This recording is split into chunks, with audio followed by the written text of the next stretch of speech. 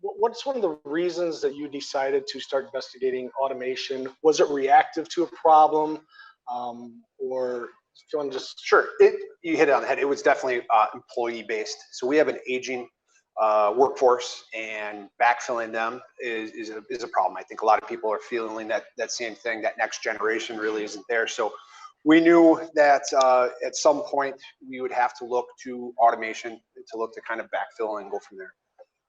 So in addition to replacing our staff, our aging staff, as we go from there, we also needed to remain a little bit more competitive in the industry. And having one person in front of a machine, you know, is the old way of quoting business, and that just doesn't fly anymore. So we're looking for ways to allow us to maximize the limited staff that we have, getting them to run 2-3 different machines at the same time, and kind of guiding and looking at over that.